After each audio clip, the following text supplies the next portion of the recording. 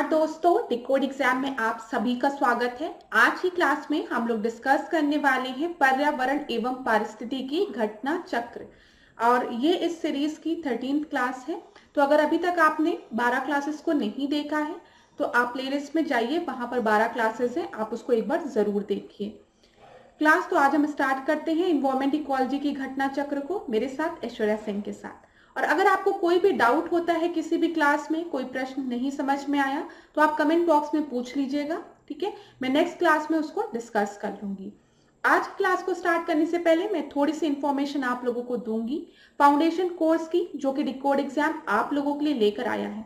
इस foundation course में entire RO के सिलेबस को कवर किया गया है थ्रू वीडियो लेक्चर्स। यहाँ पर आपको नोट्स प्रोवाइड की गई है, पीडीएफ के फॉर्मेट में आपको टेस्ट सीरीज प्रोवाइड की गई है, जहां पर आप देख सकते हैं कि आपकी तैयारी कैसी है। और अगर आपको कोई भी डाउट होता है तो आप टेलीग्राम ग्रुप पे डिस्कस भी कर सकते हैं। अगर इस कोर्स से रिलेटेड आपको कोई भी इंपॉर्टेंट इंफॉर्मेशन चाहिए क्लास, तो आप इस नंबर पर व्हाट्सएप करिए, जो कि स्क्रीन पर आपको दिया गया है। यहाँ पर आपको सारी इंफॉर्मेशन प्रोवाइड करा दी जाएगी। डिकोड एग्जाम आप लोगों के लिए समान हिंदी की पुस्तक भी लेकर आया है, जो कि आप घर बैठे ऑर्डर कर सकते हैं फ्लिपकार्ट या फिर अमेजोन से, या फिर अगर आप चाहें तो इसको अपने नियरेस्ट बुक स्टोर पे जाकर खरीद भी सकते हैं। परीक्षा की दृष्टि से महत्वपूर्ण पुस्तक है, तो एक बार इसका अध्ययन आप लोग जरूर करिए। और अगर इससे रिलेटेड कोई भी डाउट होता है तो आप इस नंबर पर व्हाट्सएप करिए, आपको सारी इंफॉर्मेशन प्रोवाइड करा दी जाएगी। चलिए आज की क्लास का हम पहला प्रश्न देखेंगे। और ये जो पहला प्रश्न है यहाँ पर आपको दिख रहा होगा, ये तीसरा लिखा गया है, ठीक है। ये इसलिए तीसरा प्रश्न लिखा गया है क्योंकि जो लास्ट क्लास थी, जो 12th क्लास थी, उसमें आप में से कुछ स्टूडेंट्स को डाउट हो रहा था, ठीक है।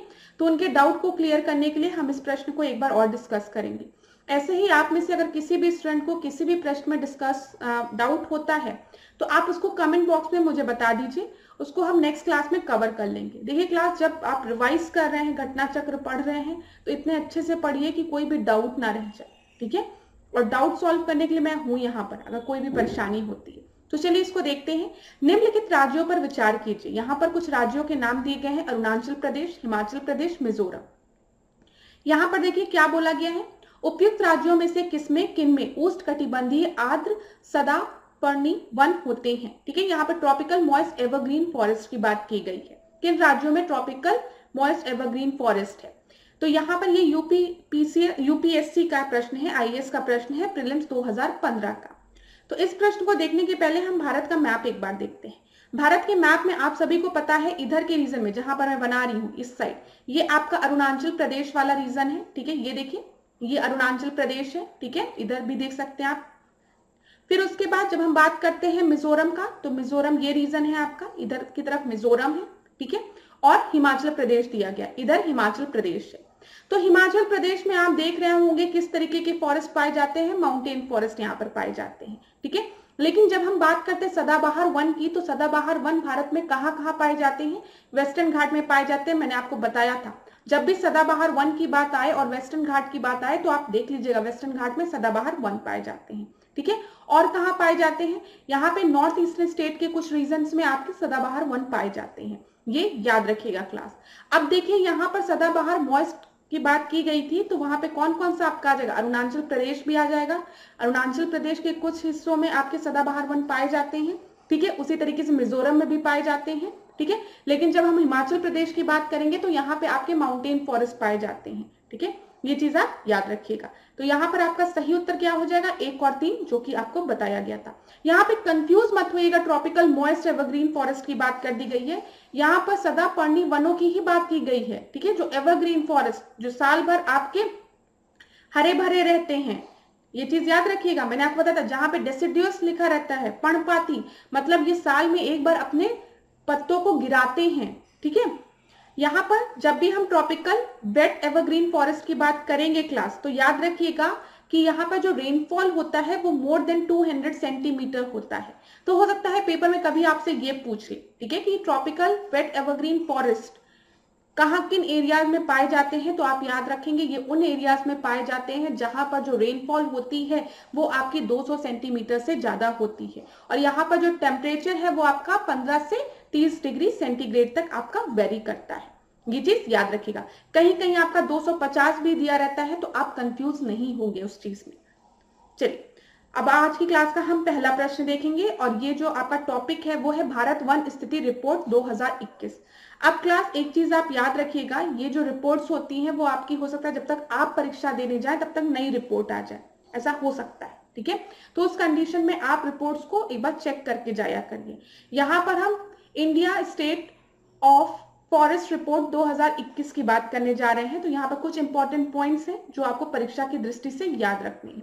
जैसे अगर हम बात करें 2019 के कंपैरिजन में 2021 में कितना इंक्रीमेंट हुआ है, ठीक है, कितनी वृद्धि दर्ज की गई है वृक्षों के आवरण क्षेत्रों में, ठीक है, जो फॉरेस्ट एरिया है उसमें कितनी वृद्धि हुई है इन किलोमीटर्स, हम उसकी बात कर रहे हैं। तो आप याद रखेंगे 2261 ऐसे याद रखिएगा, 2261, ठीक है, 2261 ऐसे तो याद रहेगा। 2000 करके नहीं याद रहता, 2261 करके याद रखेंगे तो याद रहेगा, ठीक है। तो यहां पर देखिए जब भी हम बात करते हैं 2019 के कंपैरिजन में 2021 में कितने का इंक्रीमेंट हुआ है तो 2261 याद रखिएगा। फिर इसके बाद देखिए क्लास, अगर हम भारत के जियोग्राफिकल एरिया की बात करें तो भारत में की जियोग्राफी में कुल वन और वृक्षावरण क्षेत्र कितना है तो याद रखिएगा 80.9 मिलियन हेक्टेयर। पेपर में प्रश्न डायरेक्ट पूछा जा सकता है, कितना याद रखेंगे आप, 80.9 मिलियन हेक्टेयर। और यहां पर अगर हम प्रतिशत के हिसाब से बात करेंगे तो 24.62, 2 में 4 ऐड करेंगे कितना आएगा, 6 आएगा, फिर 2 कर लो, ठीक है, 24.6, 24 याद रखोगे 24 और इन दोनों को ऐड करोगे तो 6, 24.6 ऐसे करके याद रखो तो याद रहेगा। तो यहां पर अब आपको 3 चीजें याद रखनी है, इंक्रीमेंट कितना हुआ 2261, ठीक है। फिर उसके बाद अगर हम कितने मिलियन हेक्टेयर्स है तो आप याद रखोगे approximately 81 million hectares forest area है, ठीक है। और अगर हम परसेंटेज में बात करेंगे तो 246 तो 24.6। यहां से पेपर में प्रश्न कई बार बना है, अभी मैं आपको दिखाऊंगी। सबसे बड़ा वन आवरण क्षेत्र कहां पर है, सबसे ज्यादा फॉरेस्ट एरिया कहां पर है तो सबसे पहले उसमें आपका मध्य प्रदेश है, याद रखिएगा। दूसरे में आपका अरुणाचल प्रदेश है, तीसरे में छत्तीसगढ़ है, फिर आपका उड़ीसा है, फिर महाराष्ट्र है। तो यहां पर आप मकॉम करके याद रख सकते हो, मकॉम, ठीक है, मकॉम करके। तो सबसे पहले क्या है, मध्य प्रदेश है, फिर अरुणाचल प्रदेश है, फिर छत्तीसगढ़ है, फिर उड़ीसा है और फिर महाराष्ट्र है। तो ये हमने वन आवरण क्षेत्र की बात की गई है, फॉरेस्ट एरिया की बात की गई है। अब यहीं पर अगर आपसे पूछेगा कि परसेंटेज के हिसाब से बताइए प्रतिशत में, तो आपको याद रखना है सबसे पहले क्या है, मिजोरम है, ठीक है, फिर अरुणाचल प्रदेश है, फिर मेघालय है, फिर मणिपुर है, फिर नागालैंड है। ये चीज भी आपको याद रखना है क्योंकि पेपर में यहीं से प्रश्न बनता है। अभी आप देखेंगे जो हम प्रश्न डिस्कस करेंगे वो आपके पास्ट ईयर्स के प्रश्न हैं। ये आपको पता है घटना चक्र में हम लोग पास्ट ईयर्स के प्रश्न डिस्कस करते हैं जो कि आपके 2015-2019 की जो रिपोर्ट है उस पे बेस्ड है। लेकिन आपको ये समझना पड़ेगा हम 2023 में हैं और अगर यहाँ पे प्रश्न बनेगा अभी की हम बात करें तो 2021 के फॉरेस्ट रिपोर्ट से बनेगा। तो यहाँ पर आपको नंबर्स को याद रखना है 2261, ठीक है। फिर इसके बाद आप क्या याद रखेंगे, 81 याद रखेंगे, फिर आप क्या याद रखेंगे 24.6, 24.6, ठीक है। फिर आप याद रखेंगे मकॉम, मकॉम में क्या है, हम फॉरेस्ट एरिया की बात करें, सबसे पहले मध्य प्रदेश, फिर अरुणाचल प्रदेश, फिर आपका छत्तीसगढ़, फिर उसके बाद ओ से उड़ीसा और एम से महाराष्ट्र, ठीक है। अब यहाँ पर जब हम परसेंटेज के हिसाब से बात करेंगे तो आप याद रखेंगे सबसे ज्यादा कितना कहां पर है, मिजोरम में है। मिजोरम में अप्रोक्सीमेटली 84.53% है। परसेंटेज नहीं याद रखने की जरूरत है लेकिन आप ये याद रखिएगा मिजोरम एक ऐसी जगह है जहां पर 80% से ज्यादा आपका फॉरेस्ट एरिया है परसेंटेज के हिसाब से। उसके बाद अरुणाचल प्रदेश आता है, फिर मेघालय आता है, फिर मणिपुर आता है, फिर आपका क्या आता है, नागालैंड आता है। तो मैम और यहाँ पे आप याद कर सकते हैं मनी, याद कर सकते हैं, ठीक है, मनी करके मैम मनी, ठीक है, मैम मनी। तो यहाँ पर आपका हो गया मिजोरम, अरुणाचल प्रदेश, ठीक है, फिर यहाँ पर मेघालय हो गया, फिर यहाँ पे मणिपुर हो गया, फिर एन से नागालैंड हो गया। तो मकाम मैम मनी करके याद कर सकते हो। चलिए अगला प्रश्न नहीं, अभी हम कुछ चीजें डिस्कस कर लेते हैं, फिर इन्हीं पे बेस्ड हम प्रश्नों को देखेंगे, क्योंकि आपको पता होना चाहिए कि फॉरेस्ट रिपोर्ट से कहाँ से ज्यादा प्रश्न बनते हैं, क्योंकि जो भी ऐसे रिपोर्ट्स होती है क्लास, ये बहुत बड़ी होती है और एक एक फैक्ट्स को याद करना पॉसिबल नहीं होता है। तो हम खाली उन फैक्ट्स को याद करें जहां से प्रश्न बनता है, मैं उन्हीं फैक्ट्स को आपसे डिस्कस कर रही हूँ। अब देखिए, वन क्षेत्र में वृद्धि दिखाने वाले जो शीर्ष 3 राज्य हैं, जो वृद्धि है, जो इंक्रीमेंट है, अभी मैं आपसे अगर पूछूं, खट से बताओ कि अभी अगर हम टोटल इंक्रीमेंट की बात करें 2019 से 2021 में कितना हुआ है, तो आप क्या बताओगे? यहां पर देखिए, अभी मैंने आपको बताया है कि आप याद रखोगे 2261, ठीक है, 2261 हुआ है। और अब मैं आपसे कह रही हूं, ये जो इंक्रीमेंट हुआ है, अगर हम इसको स्टेट वाइज देखें, यूटी वाइज देखें, तो कहां पर आपका सबसे ज्यादा इंक्रीमेंट हुआ है? वृद्धि जो वन क्षेत्र में है वो सबसे ज्यादा कहां पर हुई है? तो आप याद रखेंगे आंध्र प्रदेश में, ठीक है, इसके बाद तेलंगाना में, फिर उड़ीसा में। तो यहां पर इस साइड आप आएंगे, इधर आंध्र प्रदेश में, फिर उसके बाद आपका तेलंगाना में, फिर उड़ीसा में। तो इधर के रीजंस की बात हो रही है, ये चीज याद रखिएगा अगर वृद्धि की बात हम कर रहे हैं। चलिए, अब यहाँ पर कुछ और पॉइंट्स को हम डिस्कस करते हैं। अगर भारत में हम देखें कि किन किन केंद्र शासित प्रदेशों में या किन किन राज्यों में 33% से अधिक भौगोलिक क्षेत्र पर वन है आपके, ठीक है, 33% से ज्यादा आपके वहां पे फॉरेस्ट एरिया है, वन एरिया की बात कर रहे हैं, वन, ठीक है, एरिया की बात कर रहे हैं हम यहाँ पर। तो ऐसे 17 आपके राज्य और केंद्र शासित प्रदेश हैं जहां पर 33% से ज्यादा एरिया पे वहां पर वन है, ठीक है। तो यहां पर सबसे पहले आपको याद रखना है, जैसे लक्षद्वीप, मिजोरम, अंडमान निकोबार, अरुणाचल प्रदेश और मेघालय, यहां पर 75% से ज्यादा जो जियोग्राफिकल एरिया है, ठीक है, वो आपका किससे कवर्ड है? वो आपका वन से कवर्ड है। तो ये याद रखिएगा, यहां पर मैंने आपको दिखाया भी है, देखिए यहां पर देख लीजिए, मिजोरम है, अरुणाचल प्रदेश है, अगर प्रतिशत की बात करें मेघालय है, मणिपुर है, ठीक है, तो वही चीज बोल रहा है। तो यहां पर देखिए, केंद्र शासित प्रदेशों और राज्यों की बात करें तो लक्षद्वीप, मिजोरम, अंडमान निकोबार, ठीक है, फिर आपका हो गया अरुणाचल प्रदेश, मेघालय में 75% जो एरिया है वहां पर आपका वन है। जबकि 12 राज्यों और केंद्र शासित प्रदेशों की बात करेंगे तो इसमें आपका मणिपुर है, नागालैंड है, त्रिपुरा है, गोवा है, केरल है, सिक्किम है, उत्तराखंड है, छत्तीसगढ़ है, एवं दादर नागर हवेली, दमन दीव, असम, उड़ीसा है, जहां पर 33% से 75% आपके वन एरिया है। बिल्कुल भी परेशान मत होइए, मुझे पता है थोड़ा लेंदी हो रहा है, जब मैं पढ़ाती हूँ और मैं खुद आपको जब ये सब चीजें बताती हूँ तो मुझे समझ में आता है कि कहाँ पे स्टूडेंट बोर हो रहे हैं, ठीक है। अभी आप क्या करिए, जो पॉइंट्स मैं बता रही हूँ बस उसको नोट डाउन करते हुए चलिए। अभी जब मैं प्रश्न आपसे सॉल्व कराऊंगी तो आपको समझ में आएगा कि मैम क्या बताना चाह रही थी, ठीक है। ये याद रखिएगा, 17 ऐसे राज्य हैं, केंद्र शासित प्रदेश हैं, जहां पर जो फॉरेस्ट एरिया आपका है, जो भौगोलिक क्षेत्र है, वहां पर आपका 33% से ज्यादा आपका वन है, ठीक है। ये चीज समझ में आ गया, ठीक है। अब यहाँ पर एक चीज और देख लीजिए, हम लोग ने मैंग्रोव क्षेत्र की बात की थी और मैंने आपको बताया था कि अगर मैंग्रोव क्षेत्र की हम बात करेंगे तो सबसे ज्यादा मैंग्रोव कहाँ पर आपके पाए जाते हैं? वेस्ट बंगाल में पाए जाते हैं। ये चीज मैंने आपको बताया था ना। तो यहाँ पर देखिए, मैंग्रोव की तुलना में कितने की वृद्धि हुई है? अगर हम बात करें तो 17 वर्ग किलोमीटर की वृद्धि हुई है, ठीक है। और यहाँ पर अगर वृद्धि देखने वाले राज्यों की बात करें तो सबसे ज्यादा वृद्धि उड़ीसा में हुई है, उसके बाद महाराष्ट्र में हुई है, फिर कर्नाटक में हुई है। लेकिन अगर पेपर में पूछेगा सबसे ज्यादा मैंग्रोव कहाँ पाए जाते हैं तो आप क्या बताएंगे? वेस्ट बंगाल में पाए जाते हैं। इतनी चीजें क्लियर हो गई होंगी।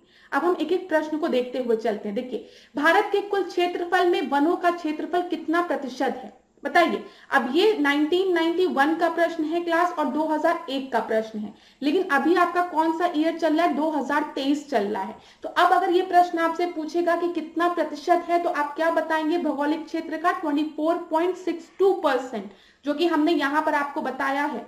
इसको मैं एक बार हाईलाइट कर देती हूँ पॉइंटर से आपके लिए, ताकि आपको दिखे ये 24.6%। तो समझ में आया? तो अगर ये प्रश्न अब आपका बनता है, ठीक है, तो आप क्या बताएंगे? 24.6 जो मैंने आपको बताया है, इतना याद रखेंगे तभी पेपर में सही कर लेंगे, ठीक है। तो भारत के कुल क्षेत्रफल में वनों का क्षेत्रफल कितना है? 246, याद रखिएगा। चलिए अगला प्रश्न हम देखते हैं। ये देख लीजिए, देश के कुल वन और वृक्षों से भरा क्षेत्र कितना है?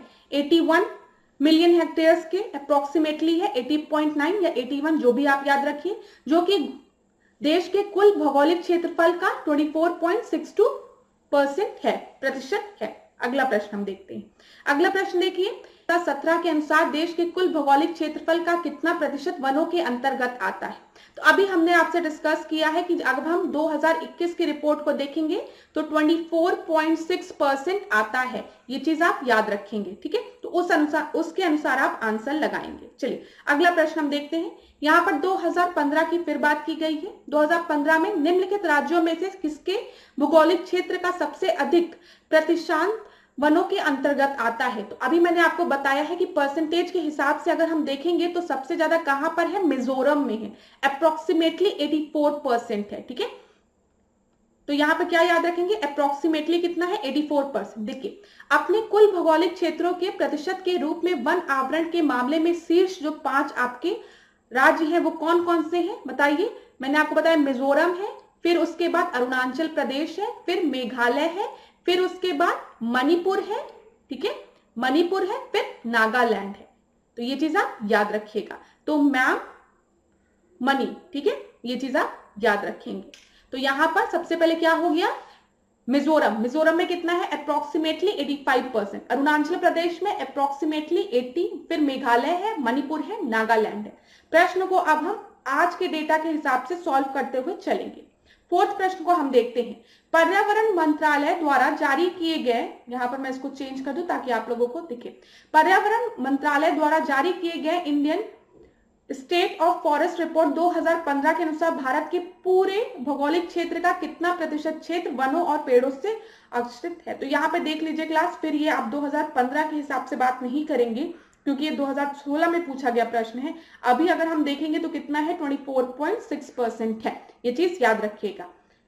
फिर फिफ्थ प्रश्न को हम देखते हैं। Indian state of forest report 2017, इसको 2021 कर लीजिए, के अनुसार देश के कुल भौगोलिक क्षेत्रफल का कितना प्रतिशत वनाच्छादित है? मतलब कितना फॉरेस्ट एरिया है? तो आप बताइए। 24.6%। इसको देखिए क्लास, कभी कभी हम लोग जो बताते हैं आपको एक्सप्लेनेशन सही देते हैं। जैसे अभी मैंने बोला 24.6 मैंने लिखा, उसको 2.4 बोल रही हूं मैं। तो अब आप ये मत सोचिएगा कि मैम आपने पहले तो 24.6 बताया, अभी आप 2.46 बोल दी। तो यार उतनी गलती के लिए माफ कर दिया करो, ठीक है? और थोड़ा सा देख लिया करो उसको, उसके लिए मत परेशान हुआ करो। जो पहली बार बताया गया है, लिख के बताया गया है, वो आपका सही है, ठीक है? एक्सप्लेनेशन में बोलते बोलते कभी कभी ह्यूमन एरर हो जाती है, हम भी इंसान हैं। चलिए छठवें प्रश्न को देखते हैं। यहाँ पर फिर वही फरवरी 2018 में जारी भारत में वनों की स्थिति रिपोर्ट के अनुसार भारत का कितना प्रतिशत भाग वन क्षेत्र के अंतर्गत आता है? तो बताओ 24.6, ठीक है? याद रखो। चलो अगला प्रश्न देखते हैं। भारत वन रिपोर्ट 2019 के अनुसार निम्नलिखित में से किस राज्य में जनजातीय जिलों की संख्या सबसे अधिक है? तो जनजातीय जिलों की जो सबसे अधिक संख्या है वो आपका कहां पर है? नागालैंड में है, ठीक है? 7th का आपका ए आपका सही उत्तर है। अब क्लास यहाँ पर देख लीजिए, अगर हम इस प्रश्न को डिस्कस करें 2019 की रिपोर्ट के अनुसार, तो यहाँ पर जो सबसे ज्यादा जनजातीय जनसंख्या वाला जिला है वो नागालैंड है, फिर मेघालय है, फिर मिजोरम है, फिर मणिपुर है। ये चीज आप याद रखिएगा। और आदिवासी जिलों में कुल वन क्षेत्र इन जिलों के भौगोलिक क्षेत्र का 37.54% है। चलिए अगला प्रश्न हम देखते हैं। भारतवर्ष का कितना भूभाग जंगल है? फिर वही 24.6% आप देखोगे, क्योंकि यहाँ पर ये एमपीपीसीएस 2010 का प्रश्न है। इस तरीके के प्रश्न आपके रिपीट नहीं करेंगे। 9वें प्रश्न को देखते हैं। उपग्रह सर्वेक्षण से एकत्रित आंकड़ों के अनुसार भारत के क्षेत्रफल का कितना प्रतिशत भाग वनों से ढका हुआ है? फिर बताओ 24.6%, ठीक है? ये चीज आप याद रखेंगे। अगर ज्यादा याद रखना तो याद रखना 24.62%, दोनों चीज आप याद रख सकते। अब देखिए 10वें प्रश्न को। हमारे देश के निम्नलिखित राज्यों में से किस राज्य में वन का सर्वाधिक क्षेत्र है? तो सबसे ज्यादा वन का सर्वाधिक क्षेत्र कहां पर है? मध्य प्रदेश में है, ठीक है? 10th का आपका सी सही उत्तर हो जाएगा। 11वें प्रश्न को देखते हैं। निम्नलिखित में से किस राज्य में सर्वाधिक क्षेत्र वनों के अंतर्गत पाया जाता है? तो सबसे ज्यादा कहां पाया जाता है? मैंने आपको बताया मध्य प्रदेश में पाया जाता है। फिर उसके बाद आप देखिए मैंने आपको क्या बताया था, मकौम आप याद रखेंगे। तो यहाँ पर हम पहली स्लाइड पे आते हैं। पहली स्लाइड में एक बार मैं आपका रिवीजन कराती हूँ। यहाँ पर देख लीजिए, सब आप याद रखेंगे। मकौम, तो मकौम में सबसे पहले आपका मध्य प्रदेश आता है, फिर आपका कौन सा आता है? आपका अरुणाचल प्रदेश आता है, ठीक है? फिर आपका क्या आता है? अरुणाचल प्रदेश आता है, फिर आपका छत्तीसगढ़ आता है, फिर उड़ीसा आता है, फिर महाराष्ट्र आता है।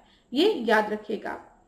12वें प्रश्न को हम देखते हैं, निम्नलिखित में से किस राज्य में सर्वाधिक क्षेत्र वनों के अंतर्गत पाया जाता है। तो अभी मैंने फिर आपको वही चीज बताई, आप मकॉम जैसे याद रखेंगे तो आपको याद रहेगा, सबसे पहले मध्य प्रदेश है, फिर अरुणाचल प्रदेश है, उसके बाद छत्तीसगढ़ है, फिर उड़ीसा है, फिर महाराष्ट्र है। तो आप यहाँ पर देख लीजिए, अरुणाचल प्रदेश आपका सही उत्तर होगा, 11वें का डी आपका सही उत्तर होगा। भारत का वह कौन सा राज्य है जिसका वनाक्षित क्षेत्रफल सर्वाधिक है। तो कहां पर है, मध्य प्रदेश है, मकॉम आपको याद रखना है। अगला प्रश्न हम देखते हैं, भारत के किस राज्य में उसके क्षेत्र का अधिकतम प्रतिशत क्षेत्र वनाक्षित है। तो यहाँ पर मैंने आपको बताया है, आप क्या याद रखेंगे, सबसे पहले आपका मिजोरम है। यहाँ पे परसेंटेज की बात की गई है, प्रतिशत की बात की गई है, तो यहाँ पर आपको क्या याद रखना है, सबसे पहले मिजोरम है, उसके बाद क्या है आपका, बताइए, मिजोरम के बाद। अब हम 13 प्रश्न को देखते हैं, भारत के किस राज्य में उसके क्षेत्र का अधिकतम प्रतिशत क्षेत्र वनाक्षित है। तो यहाँ पर आपका सबसे पहले क्या है, बताइए, मिजोरम है। मिजोरम के बाद क्या है, अरुणाचल प्रदेश है, ठीक है।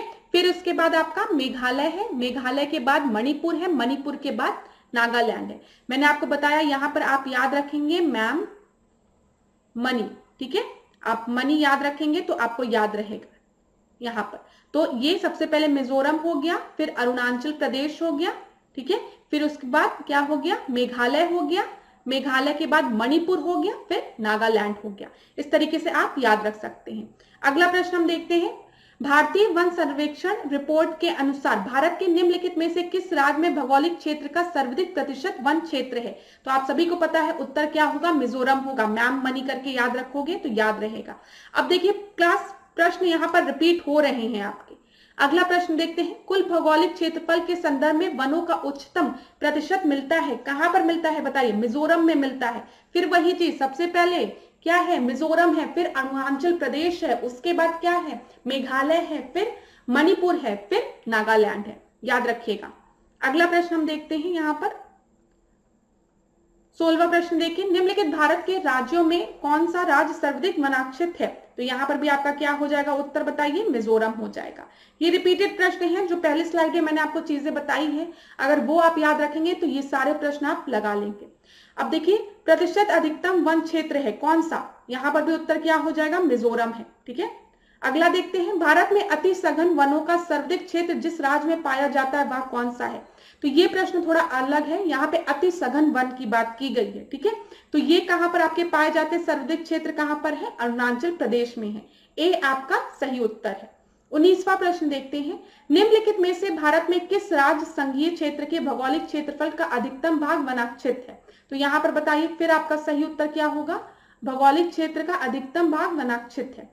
त्रिपुरा दिया है, अंडमान निकोबार दिया है, ठीक है, अंडमान निकोबार दिया है, नागालैंड दिया है, मिजोरम दिया है। तो 19वें का जो आपका सही उत्तर है वो क्या है, 19वें का सही उत्तर आपका मिजोरम है।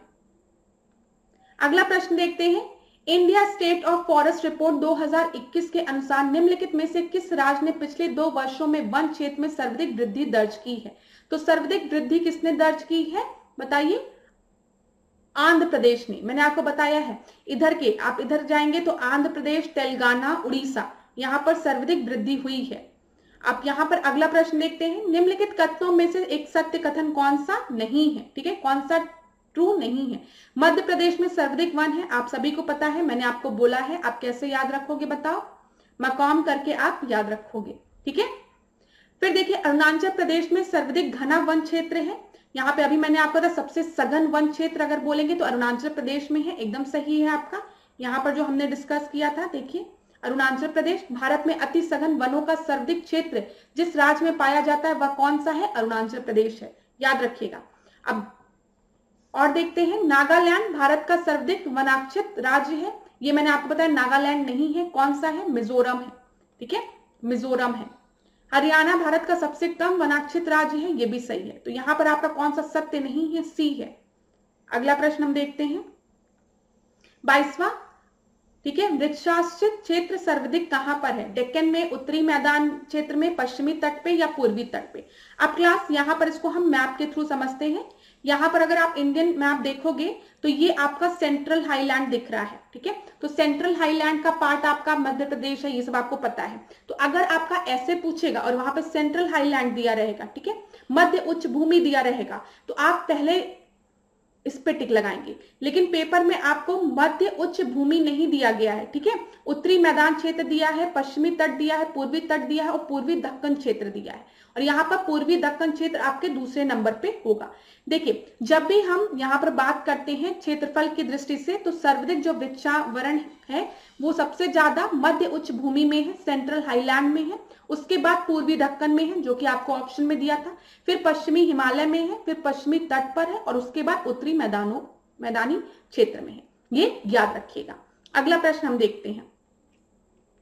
अगला प्रश्न देखिए यहाँ पर 23वां प्रश्न, भारत के कुल भौगोलिक क्षेत्र में सघन वनावरण का प्रतिशत कितना है? तो सघन वनावरण की प्रतिशत की हम बात करेंगे तो ये आपका 12% है, ठीक है, 12% है। 23 का सी आपका जो है वो सही उत्तर है। देखिए 12.20 जो प्रतिशत भारत के कुल भौगोलिक क्षेत्र में सघन वनावरण फैला हुआ है सॉरी। और वन सर्वेक्षण रिपोर्ट के अनुसार अगर हम देखेंगे तो भारत में कुल वन और वृक्षों का आवरण कितना है, मैंने आपको बताया है अप्रोक्सीमेटली 81 मिलियन हेक्टेयर है, ठीक है, जो देश के भौगोलिक क्षेत्र का कितना प्रतिशत है, 24.62% है, ठीक है, जबकि देश के समग्र वन और वृक्षों के आवरण में वृद्धि हुई है। रिपोर्ट ने देश के उत्तरी पूर्व में वन क्षेत्र में गिरावट की ओर इशारा किया है। देखिए क्लास, अगर ये पेपर में प्रश्न बना कि देश के किस हिस्से में जो ये इंक्रीमेंट नहीं हुआ, गिरावट हुई है, ठीक है, वन क्षेत्र एरिया में, फॉरेस्ट एरिया में गिरावट हुई है, तो आप याद रखिएगा ये आपका नॉर्थ ईस्टर्न रीजन में, ठीक है, नॉर्थ ईस्टर्न रीजन में। चलिए अगला प्रश्न हम देखते हैं। भारत वन स्थिति रिपोर्ट 2019 के अनुसार निम्नलिखित में से किस एक जिले में बहुत घना जंगल क्षेत्रफल न्यूनतम है? तो ये आपका आरटीएस का पेपर है, तो ये थोड़ा आपका राजस्थान से ओरिएंटेड हो गया, और इस प्रश्न का सही उत्तर आपका अलवर हो गया, ठीक है। अगला प्रश्न देखते हैं। राष्ट्रीय दूर संवेदन अभिकरण के अनुसार निम्न में से किस राज्य में कुल क्षेत्रफल का सर्वाधिक प्रतिशत वनाक्षित है? तो आप सभी को पता है कहां पर है, बताइए। ये आपका क्या क्या दिया गया, हिमाचल प्रदेश दिया गया है, अरुणाचल प्रदेश दिया गया है, मेघालय दिया गया, सिक्किम दिया गया है। और मैंने आपको बताया है जब भी हम परसेंटेज की बात याद करेंगे तो आप याद रखेंगे मैम मनी, ठीक है। तो यहां पर याद रखिएगा सबसे पहले तो आपका मिजोरम है, ठीक है, मनी से मणिपुर हो गया, यहां पर आपका मेघालय हो गया, ठीक है, यहां पर आपका अरुणाचल प्रदेश हो गया, और ये आपका क्या हो गया, नागालैंड हो गया, याद रखिएगा। अब देख लीजिए यहां पर आपका सही उत्तर क्या हो जाएगा, अरुणाचल प्रदेश हो जाएगा। 25वें का बी आपका सही उत्तर है। अगला प्रश्न हम देखते हैं जो कि यूपीएससी में पूछा गया था प्रीलिम्स में 2005 में। भारत के कुल भौगोलिक क्षेत्र का लगभग 20% क्षेत्र वन के रूप में है, और कुल वन क्षेत्र में से लगभग 40% सघन वन क्षेत्र है। तो ये तो आपका गलत है, मैंने अभी आपको बताया है ये कितना परसेंट है आपका, 24.6% है, और सघन वन की अगर हम बात करें तो 12.2% है, ठीक है। फिर राष्ट्रीय वन कार्यक्रम का उद्देश्य भारत के 1/3 क्षेत्र को वृक्षों और वनों से ढकना है। तो मैंने आपको बताया 1/3 होता है, 33% आपका जो एरिया है वो फॉरेस्ट से कवर होना चाहिए, ये लक्ष्य है। तो 26 का बी आपका जो है वो सही उत्तर हो जाएगा। अगला प्रश्न हम देखते हैं 27वां प्रश्न। निम्नलिखित राज्यों समूहों में से किसमें वन कुल भौगोलिक क्षेत्र के 75% से अधिक क्षेत्र पर आच्छादित है? तो यहाँ पर देखिए आच्छादित है, तो यहाँ पर मैंने आपको बताया है 17 राज्य और केंद्र शासित प्रदेश है, यूनियन टेरिटरीज हैं। अगर यूनियन टेरिटरीज और स्टेट को एक जगह देखा जाए तो 17 ऐसे राज्य और यूनियन टेरिटरीज हैं जहां पर जो आपका जो एरिया है वो 33% से ज्यादा भौगोलिक एरिया, ज्योग्राफिकल एरिया आपका फॉरेस्ट से कवर है, ये चीज याद रखिएगा, ठीक है। जिसमें अगर हम बात करें तो 5 राज्य ऐसे हैं, 5 राज्य और केंद्र शासित प्रदेश, जैसे कि लक्षद्वीप, मिजोरम, अंडमान निकोबार, ठीक है, अरुणाचल प्रदेश और मेघालय, जहां पर इनका जो परसेंटेज है वो 75% से ज्यादा है, याद रखिएगा। जबकि 12 ऐसे राज्य हैं जहां पर 33% से 75% तक जो एरिया है वो आपका फॉरेस्ट से कवर है। तो यहाँ पर क्या बोला गया, 75 से अधिक, तो लक्षद्वीप होना चाहिए, मिजोरम होना चाहिए, अंडमान निकोबार होना चाहिए, मेघालय होना चाहिए, अरुणाचल प्रदेश होना चाहिए। तो देखिए कहाँ का अरुणाचल प्रदेश में है, ठीक है। असम में देखिए, असम की बात हमने नहीं की है तो कट हो गया। अरुणाचल प्रदेश में है, ठीक है। मणिपुर की बात हमने नहीं की है, नागालैंड की बात हमने नहीं की है। असम में है, मेघालय में है, नागालैंड की बात हमने नहीं की है, ठीक है। फिर उसके बाद अरुणाचल प्रदेश में है, नागालैंड की बात नहीं की है। तो ये यूपी पीसीएस प्रीलिम्स 1995 का प्रश्न है। अभी प्रश्न अगर बनेगा तो यहाँ पर आपको कौन कौन से राज्य और केंद्र शासित प्रदेशों के नाम याद रखने हैं। लक्षद्वीप, मिजोरम, अंडमान निकोबार, ठीक है, अरुणाचल प्रदेश और मेघालय। इसको मैं हाईलाइट करती हूँ क्लास। यहाँ पे जो भी पॉइंट्स आपको बताए जा रहे हैं वो बहुत इंपॉर्टेंट है। लक्षद्वीप, मिजोरम, अंडमान निकोबार, ठीक है, अरुणाचल प्रदेश और मेघालय में 75% से ज्यादा आपका जो जियोग्राफिकल एरिया है वो फॉरेस्ट से कवर है। अगला प्रश्न हम देखते हैं, 28वां प्रश्न। किस राज्य का 80% से अधिक क्षेत्र वनाच्छित है। तो यहाँ पर मैंने आपको पहले भी बताया है। अगर हम बात करें, अरुणाचल प्रदेश दिया है, केरल दिया है, मध्य प्रदेश दिया है और पश्चिम बंगाल दिया है। ये 2008 का प्रश्न है। अभी की हम बात करें तो अगर आप देखेंगे तो यहाँ पर वन आवरण के मामले में जो शीर्ष आपके जो स्टेट्स हैं वो सबसे पहले आपका मिजोरम है, जहां पे अप्रोक्सीमेटली 85% एरिया जो कवर है वो आपका फॉरेस्ट से। उसके बाद अरुणाचल प्रदेश में अप्रोक्सीमेटली 80% है। तो क्लास ये देखिए, आज का जो चैप्टर है ना वो आपका पास्ट ईयर के क्वेश्चंस हम डिस्कस कर रहे हैं, लेकिन आपको ये बात समझनी पड़ेगी ये आपके करंट से रिलेटेड प्रश्न बनेंगे, ठीक है। तो इसलिए परेशान मत होइएगा। इस चैप्टर को आप किस तरीके से पढ़ सकते हैं इसको मोड़ लीजिए। जब आपको पेपर देने जाना है तो वहां पर जो आपकी एकदम रिसेंट की जो फॉरेस्ट रिपोर्ट आएगी उसको आप खोलिएगा और इस चैप्टर से बस आप ये देखिएगा कि किस तरीके के प्रश्न इस रिपोर्ट से बनते हैं और उन प्रश्नों को आप याद कर लीजिएगा, उन डेटा को आप याद कर लीजिएगा, ठीक है। ये यहाँ पे अगर आप आंसर देखने चलोगे ना तो कंफ्यूज हो जाओगे, तो इसीलिए ये चीज याद रखिएगा, करंट बेस्ड है ये सब। चलिए अगला प्रश्न हम देखते हैं 29, India state of forest report 2021। अब ये आपका एक नया प्रश्न है, ठीक है।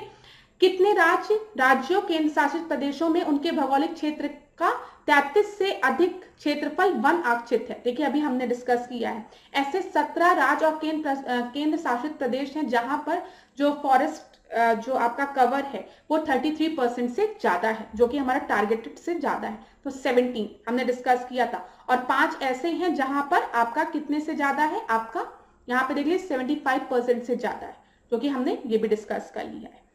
अगला प्रश्न हम देखते हैं, भारत में मैंग्रोव का दूसरा सबसे बड़ा क्षेत्र कौन सा है। तो आपको पता है पहला मैंग्रोव का सबसे बड़ा क्षेत्र कौन सा है, वेस्ट बंगाल है। उसके बाद आपका गुजरात आता है, तो तीसरे का सी आपका सही उत्तर है। चलिए ये देखिए 2011 में उत्तर प्रदेश का अभिलिखित रिकॉर्ड वन क्षेत्र अपने कुल क्षेत्रफल का लगभग कितना था। तो 2011 के हिसाब से अगर इस प्रश्न को हम सॉल्व करेंगे तो वो आपका 7% था, 7% था, ठीक है। अगला प्रश्न हम देखते हैं, भारत के निम्नलिखित राज्यों को उनके वनाच्छेदन मतलब कुल क्षेत्र के संदर्भ में वन क्षेत्र का प्रतिशत के अवरोही क्रम में व्यवस्थित कीजिए। तो क्लास फिर ये उसी पे बेस्ड होगा आपका, ठीक है। यहाँ पर आप देखेंगे तो किस तरीके से आपका है, तो यहाँ पर ये जो आप अरेंज करेंगे ना तो इसमें आपको एक भी सही ऑप्शन नहीं मिलेगा। यहाँ पर भी आपको अवरोही क्रम में व्यवस्थित करने को बोला है क्षेत्रफल की दृष्टि से। तो जो मैंने आपको ट्रिक बताया है उस ट्रिक को आप याद रखेंगे तो ये प्रश्न आपके लग जाएंगे। ये झारखंड से रिलेटेड प्रश्न है, तो ये प्रश्न आपके पेपर में नहीं पूछेगा, एक चीज याद रखिएगा, 2016 का प्रश्न है। चलिए अब यहाँ पर हम IUCN के रिपोर्ट के बारे में बात करेंगे। भारत में सबसे बड़ी मछली कौन सी पाई जाती है, तो वो है आपकी व्हेल शार्क। 35 का बी आपका सही उत्तर है। 36 देखते हैं, घड़ियाल बहुतायत में पाया जाता है कहां पर, सबसे ज्यादा मात्रा में घड़ियाल पाया जाता है, तो आप बताइए 36 का सही उत्तर क्या होगा, गंगा में। 37 देखते हैं, भारत के निम्न प्राणियों पर विचार कीजिए, मगरमच्छ, हाथी, इनमें से कौन संकटापन्न जाति है। तो यहाँ पर दोनों ही आपके हैं, ठीक है। अगला प्रश्न हम देखते हैं, पगमार्क तकनीक का प्रयोग किया जाता है। तो यहाँ पे जब भी हम पगमार्क तकनीक का प्रयोग करते हैं तो आप देखते होंगे, जब आपने अगर मूवीज देखी होगी तो वहां पे जो लॉयन या टाइगर रहता है उसका पग मार्क देखा जाता है, मतलब उससे आइडेंटिफाई किया जाता है कि इनकी जनसंख्या क्या हो सकती है। समझ में आ रहा है। तो विभिन्न वन जंतुओं की जनसंख्या के आकलन के लिए पगमार्क का यूज किया जाता है। मेनली जो इनके पैरों के निशान होते हैं उससे आइडेंटिफाई किया जाता है कितने तरीके के टाइगर्स, मतलब कितने नंबर्स में ये आपके प्रेजेंट है। अगला प्रश्न देखते हैं 40वां। यहाँ पर भारतीय वन प्राणी जातियों के नाम दिए गए हैं और उनके वैज्ञानिक नाम दिए गए हैं। तो ये एक ऐसा प्रश्न है जो थोड़ा सा डिफिकल्ट है, असल में क्लास जब भी यूपीएससी अपना प्रश्न बनाती है ना तो वो ऐसे करंट बेस्ड बनाती है, तो हो सकता है इनमें से कुछ 2-3 जानवर आपके उस समय न्यूज में रहे हों, ठीक है, 2002 में, तो इसलिए उसने ये प्रश्न बना दिया। ये चीज आप समझे, इसलिए बोला जाता है करंट अपडेट करो। क्यों? क्योंकि जो भी आपके जीव जंतु जो भी इंडेंजर्ड हैं, क्रिटिकली इंडेंजर्ड हैं, उनके नाम न्यूज़पेपर में अगर आ रहे हैं या कोई नई स्पीशीज आपकी डिस्कवर हुई है तो उससे रिलेटेड प्रश्न यूपीएससी बना देती है, इसलिए आपको बोला जाता है करंट से अपडेट रहो। अब यहाँ पर मेरा फर्ज है आपको सॉल्व कराना, तो मैं बता दूं इस प्रश्न का जो सही उत्तर है वो आपका बी है। एशियाई जंगली गधे की जब हम बात करेंगे तो इक्कस हेमिओनस इसको बोला जाता है, ठीक है। बारहसिंगा की जब हम बात करेंगे तो इसको हम क्या कहते हैं, रूस वरस दुआ उर्सेली, ठीक है, इसको आप देख लीजिएगा। चिंकारा की जब हम बात करते हैं इसको गजेला बेनेट्टी बोलते हैं। नील गाय की जब हम बात करते हैं तो इसको बोस लाफस बोलते हैं, ठीक है, तो बी आपका सही उत्तर है। अगला प्रश्न हम देखते हैं, निम्नलिखित भारतीय प्राणी जात पर विचार कीजिए और इसमें से कौन से संकटापन्न है, डेंजर्ड है। घड़ियाल, अनूपमृग, चम्र क्रुम, जिसको कि लेदर बैक टर्नल कहते हैं, और यहां पर भी आपका सही उत्तर जो है वो 1, 2, 3 है, ठीक है। 42 प्रश्न को देखते हैं। यहां पर देखिए, यदि आप घड़ियाल को उनके प्राकृतिक आवास में देखना चाहते हैं तो निम्नलिखित में से किस स्थान पर जाना सबसे सही होगा? तो चंबल नदी पे जाना सबसे अच्छा होगा अगर आपको घड़ियाल देखना है। 43 देखते हैं, भारत में पाई जाने वाली नस्ल खराई ऊंट के बारे में अनूठा क्या है? या समुद्र जल में 3 किलोमीटर तक तैरने में सक्षम होती है, ठीक है, या मैंग्रोव की चराई पर जीती है, या जंगली होती है और पालतू नहीं बनाई जा सकती। देखिए क्लास, यहां पर खराई ऊंट की बात की जा रही है, ठीक है, तो खराई ऊंट जो है वो आपकी ऊंट है, तो हो सकता है ये जंगली ना होती है, ठीक है। आपको पता है ये मैंग्रोव पे जी रही तो घास फूस पे जी रही होगी ये, ठीक है, और ऊंट की वैरायटी है, तो ऊंट तो पालतू बनाया जा सकता है। तो यहाँ पर थर्ड को हम हटाते हैं, हम जैसे थर्ड को हटाएंगे आपके पास एक ऑप्शन बचेगा, एक और दो। 43 का आपका ए सही उत्तर है। इसी तरीके से पेपर में यूपीएससी के सोचा जाता है जो मैंने आपको बताया है। तो thank you so much class, आज के सेशन को यहीं पे एंड करेंगे। जो आज का सेशन था वो थोड़ा सा अजीब लगा होगा आप लोगों को, इसलिए क्योंकि यहाँ पे ये रिपोर्ट पे बेस्ड प्रश्न था, ठीक है, और ये आपका हर बार अपडेट होगी, तो आपको भी अपनी नॉलेज को अपडेट करना पड़ेगा, ठीक है।